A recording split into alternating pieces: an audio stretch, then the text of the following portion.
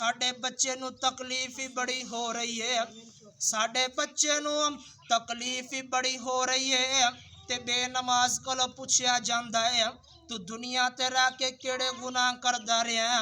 बेनमाज बंदे दियां सजियां पसलियां खब्बे पासे चलियां जांदियां ने ते खबियां सज्जे पासे आ जांदियां ने।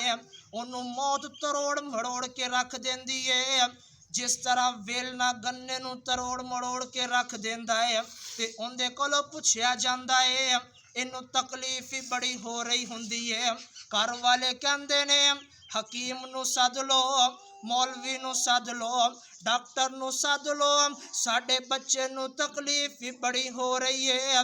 रब्बे सुल जलाल दी कसम है, हकीम आ जांदे ने, डॉक्टर आ जांदे ने, नब्जा हत्थां विच ही पकड़ियां रह जांदियां ने।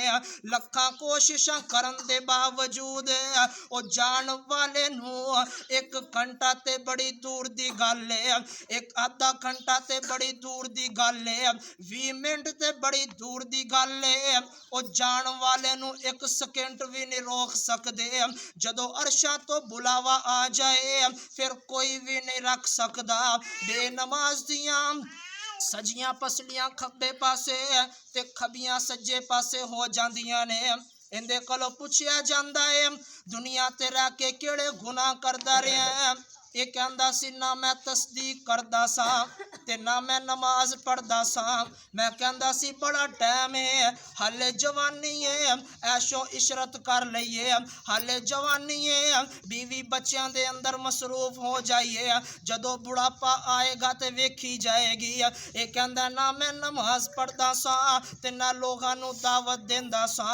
अल्लाह दे पाक पैगंबर जनाब मुहम्मद सल्लल्लाहु अलैहि वसल्लम दी हदीस सहीहुल बुखारी अंदर हदीस आंदी है। नबी पाक अलैहि सलाम फरमांदे ने वल्लजी तफूतुहु सलातुल असरी फका अन्नमा वुतिरा अहलुहु व मालुहु।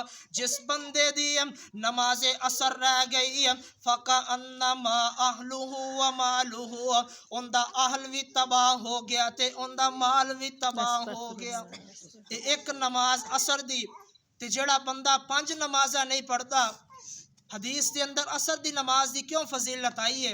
नबी पाक अलैहि सलाम फरमांदे ने सुबह दे वक्त फरिश्ते आ जांदे ने, असर दे वक्त उन्हां दी ड्यूटियां चेंज हो जांदियां ने। जदों सुबह वाले फरिश्ते आंदे ने वो अल्लाह अहकमुल हाकिमीन दे कोल पहुंचदे ने। अल्लाह पुछदे कित्थों आए हो, हालांकि अल्लाह ताला इंसान दे सारे राज़ां नू जानदा है।